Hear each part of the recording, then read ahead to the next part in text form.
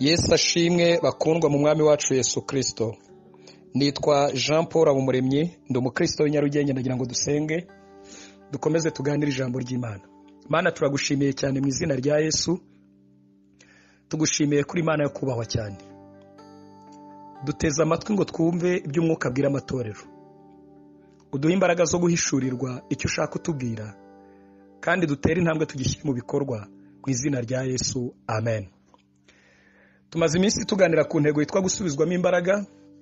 Uyu munsi ndashaka kuza gusoreza ku ngaruka zo kwitwara nk'umuntu ufite imbaraga kandi yaramaze kuzitakaza. Hari igihe umuntu yitwara nk'umuntu ugifite imbaraga ariko yaramaze kuzitakaza, bigira ingaruka zikomeye cyane. Dusome mu gitabo cy'Abacamanza ibice 16, dusome umurongo waho wa 20. Aravuze ngo Abacamanza 16:20, maze aramubwira ati, wapfa Samusoni, Abafilisitiya baragusumiye. Arakanguka yibwira ko yisohokera nk'ubundi akikunkumura, ariko yari atazi ko Uwiteka yamuretse. Abafilisitiya bahera ko bamurufata bamunogoramo amaso, bamumurakana igaza, bamubohesha iminyururu y'imiringa, bamugira umusyi mu nzu y'imbohe. Ariko nubwo bari bamwogoshe, umusatsi wo ku mutwe we wongera kumera. Imana itugirire neza. Twabonye yuko urugendo rwa Paulo nirwo twaganiyemo rwo kujya mu Italiya. Mu nyanja bahuye n'ibyago byinshi, biheba nk'abagiye gupfa, ariko Paulo asubijwemo imbaraga arabakomeza. Kandi kubera imbaraga yasubijwemo, yageze no mu kirwa cy'Imerita. Inshira yari hari yashaka kumusebya no kumukoza isoni no kumumwaza, birangira ayishe. Kandi mu kuyica bategereza ko apfa kindutse cyangwa byimbirwa, ariko ntiyapfa. Paulo akomeza urugendo rwe, ahagarara imbere ya Kayizari. Natwe ndababwira ngo nidusubizwamo imbaraga, dukeneye kongera kugenda dusubizwamo imbaraga kugira ngo tuzabashe gukomeza urugendo rwacu, tuzahagarara imbere y'Umwami Imana tudatsinzwe, tutaneshejwe. Kandi mbayishurira ibanga ry'uko byanze bikunze umuntu wese usaba imbaraga, gusubizwamo imbaraga, Imana yiteguye kongera kudusubizamo imbaraga. Kuko izi neza ko mu isi, mu rugendo rujya mu ijuru, mu rugendo rw'ubukristo, duhura n'ibintu byinshi biduca intege, ariko Imana yiteguye kudusubizamo imbaraga. Ariko uyu munsi nanejejwe no gusoreza ku ngaruka z'umuntu witwara nk'agifite imbaraga kandi zaramaze kugenda. Hari igihe usanga umuntu akeneye gushushanya abantu no kubereka yuko akiri umunyembaraga, no kubereka yuko akiri umunyamwuka, no kubereka yuko agikijijwe. Ariko rimwe na rimwe hari abo ushobora gushushanya, ariko hari n'abo udashobora gushushanya. Uyu mugabo witwa Samusoni, imbaraga ze zagiye ziba atake, cyangwa se zagiye ziterwa mu buryo bumwe n'ubundi. Kuko Delila amaze kugira mu buzima bwe, yatangiye gushaka kumumenesha ibanga ngo amenye ibanga ry'imbaraga ribi, birangire bazimutwaye. Akajya amubaza ibibazo byinshi birimo imitego, ashaka kumuriganya, birangira Samusoni akamusubiza. Ariko yamusubiza ntamusubize neza aho imbaraga ze zibitse. Bikarangira Samusoni abonye ahakize, akabona rwose imbaraga kizifite, agira ngo niko bizahora, arashekerwa.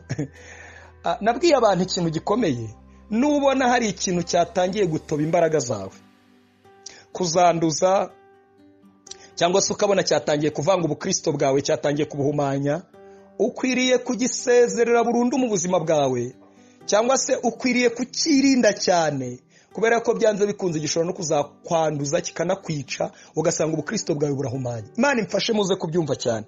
Samusoni akomeza gukina nabyo. Rimwe rero amena ibanga, aravuga ko imbaraga zikomoka mu musatsi, batigeze bamwogosha, yari umunaziri w'Uwiteka.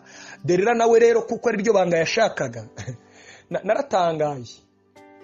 Buriya Satani ntabangamirwa nuko abantu bagira amakorari menshi. Ntago bimubangamira. Nta nubwo abangamiwe nuko abantu bagira amatitire, bagira amazina: bishop, apotre, muvugabutumwa, evangeliste, mutumishi wa Bwana. Wapi? Ntabwo bimubangamira. Kuko Satani hari nibangazi, azi neza ko kuyoba umuntu ari mu idini biba na byiza cyane, kuko anayobya n'abandi bazima barimo. Use nari mbivuze. Mvuze ko kuyoba umuntu ari mu idini, cyangwa agahinduka igikoresho Satani akoresha ari mu idini, cyangwa ari mu murimo runaka, ari muri titire runaka, bifasha na Satani cyane, kuko abazi neza yuko ari ikintu gikomeye kimufasha. Biramuryohera rero. Ikintu kimubangamira ni umuntu w'Imana utunze imbaraga.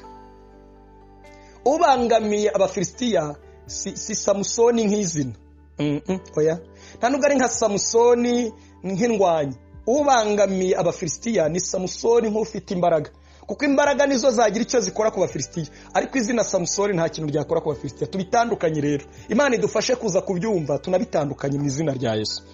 Samusoni rero amaze kumena iryo banga, Bibiliya iravuga ngo baramwogoshe ahari inkomoko y'imbaraga barahajyana. Bamaze kumwogosha ngo nawe rero akora ikosa, ngo abyutse arikunkumura nk'uko yari asanzwe abigenza, ariko asanga abo yikunkumurira imbere bamaze kumuvanaho imbaraga kare, kandi bamaze kumuteguramo ikindi kintu. Byarambabaje, bintera agahinda. Hari igihe usanga umuntu yikunkumura nka mbere, ugasanga umuntu arashaka kubwiriza nka mbere, umuntu arashaka guhanura nka mbere, umuntu arashaka kuvuga ko yeretswe nka mbere, umuntu arashaka kuvuga ko abonye nka mbere, umuntu arashaka gusenga nka mbere, ariko ugasanga ni ibintu ari gufatafatanya, nta kintu kikirimo, imbaraga zaragiye, imbaraga zarashize. Ukeneye gusubizwamo imbaraga. Dukeneye kubwiza Imana ukuri, ukayibwira ngo Mwami, nkeneye ko wansubizamo imbaraga, zaragabanutse, zaragiye. Kubera ko hari urugendo uzagera musanga ruranyerera cyane, hari aho uzanyura usanga hari amawa menshi ajomba cyane, utari umunyembaraga ntashobora kuhanyura. Imana idufashe kandi Imana itugirire neza. Samusoni bamukoreye ibintu bibi kubera ko yirariye imbaraga, yashatse kwerekana imbaraga, ariko asanga zagiye kera. Bamukoreye ibintu bibi bigera muri bine. Icyambere, barabanje bamunogoramwe amaso rwari urugingo rufasha izindi ngingo bitewe n'imbaraga yari afite gukora umugambi w'Imana, ariko kubera yuko bari bamaze kumumaraho imbaraga, bageze no ku rwego banogora amaso. Kandi mwibuke ko amaso ni urugingo umuntu ashatse kurukoraho no mu buzima busanzwe. Ngira ngo umuntu urwanisha amaboko akarwanisha amaguru rero, ariko kubera ko nta mbaraga yari afite, barugezeho bamunogoramo amaso. Kabiri, bamuhindurira imirimo, bamugira umusyi. Umusyi bamuhindura nk'ikimashini kirwa gisya, kibabyarira umusaruro. Hari ukuntu umuntu atakaza imbaraga, yamara kuzitakaza Satani akamuhindura ushinzwe kumubyarira umusaruro. Ugasanga ni umuririmbyi ariko muri korari asigaye abyara umusaruro w'abadayimoni. Ugasanga ni umuvugabutumwa ariko mu ivugabutumwa asigaye abyara umusaruro w'abadayimoni. Ugasanga ni umukozi w'Imana runaka ariko Satani yamuhinduriye imirimo kubera ko nta mbaraga, akamwuzuza ibindi bibaraga bye, akarigwa tukana, atongana, avuga nabi, anegurana. Mwene data, ndakwinginze ngo ugenzure niba ugifite imbaraga. Niba imbaraga zaratakaye, ndashaka kumenera ibanga yuko usigaye ubyara umusaruro mu bwami butari ubwo wahamagariwe. Usigaye ubyara umusaruro mu bwami bw'abadayimoni, mu bwami bw'imbaraga z'umwijima. Imana igufashe kandi Imana ikugirire neza. Icya gatatu bamukoreye gikomeye nuko baragiye nyine bamushyira mu nzu y'imbohe. Nuko bamubuza gukora, bamushyira mu nzu y'imbohe, baramufunga nyine. Icya kane kibi cyambabaje nuko bamutumiye mu gitaramo bakeneye gushimira Dagoni. Maze barangije baravuga, turagushimira Dagoni, Imana yacu akaba n'umurimbuzi, ko watubashishije umwanzi wacu akaba n'umurimbuzi Samusoni. Barangije bamuhindura imirimo mibi, none baramubwira ngo ngaho dusetse. Nasomye Bibiliya ndebe ngo niba yarabasekeje. Muzasomere kino gice cya 16, hari titiri ivuga ngo urupfu rwa Samusoni. Yarabasekeje ko nta yandi mahitamo yari afite. Abadayimoni bakeneye guseka, kuko umaze iminsi ubabaza amasengesho yawe, ivugabutumwa ryawe, umurimo w'Imana ukora, ubukobwa bwawe, uburyo witwara mu busore bwawe, uburyo witwara mu kazi, uburyo witwara, birabababaza, bibatera agahinda. Bakeneye rero guseka. Kimwe rero mu kintu bakeneye kugutwara ni imbaraga, ariko ukeneye kongera gusubizwamo imbaraga. Ntabwo ukeneye gusetsa abadayimoni, kuko nibangiriza ubuhamya bwawe, bakangiriza izina ryawe, bakangiriza umurimo w'Imana, bitewe nawe bazaseka, bazanezerwa. Ariko naratangaye bene data, barasetse, barishima, baravuga ngo dusetse Samusoni. Abafilisitiya bose bakoze igitaramo, ariko Imana yongera kumugirira ubuntu, imusubizamo imbaraga. Ndakwinginze, Imana yongere kukugirira ubuntu, kuko isomye neza witonze birashoboka ko uwari ushinzwe kogosha umusatsi wa Samusoni wacunganaga n'imbaraga agenda zimumaramo, uwo munsi yararangaye kubera urukundo rw'Imana n'ubuntu bw'Imana. Nukuri Imana iracyagufitiye urukundo, yagusubizamo imbaraga, wakongera guhembuka. Kubera ko iyo ushatse kwitwara nk'umunyembaraga kandi zaragiye, hari ababivumbura. Hari aho bigera rwose abadayimoni nabo bakavuga ati rwose Paulo turamuzi umunyembaraga na Yesu turamuzi ariko wowe urindi, mwebwe muri bandi. Hari igihe wasebuga korwa n'isoni. Ukeneye gusubira imbere y'Imana ukayibwira ngo Mwana, wirwanira ko abantu bakumenya, wirwanira ko abantu bakomeza kugufata mu isura urimo. Subira imbere y'Imana uyibwira ngo nukuri imbaraga zarashize, naratentebutse, narananiwe, nta mbaraga mfite, ndumva rwose narananiwe. Imana yiteguye kukongeramo imbaraga, kandi byarangiye Imana imusubijemo imbaraga Samusoni, ngo abo yishe uwo munsi barutaga cyane abo yishe mu yindi minsi, kubera ko yafashe inkingi ahirika inzu bari barimo, barapfa barashira, Samusoni nawe arapfa. Imana idufashe kandi Imana itugirire neza. Kubera iki? Ndavuga nk'ingaruka wenda zigera muri 3. Ingaruka ya mbere,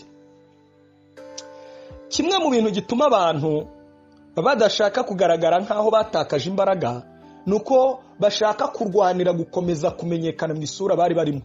Yagera mu bantu b'Imana basenganaga bari bamuzahanura, agashaka gukomeza guhanura, rimwe na rimwe agatanga iby'ubupirati.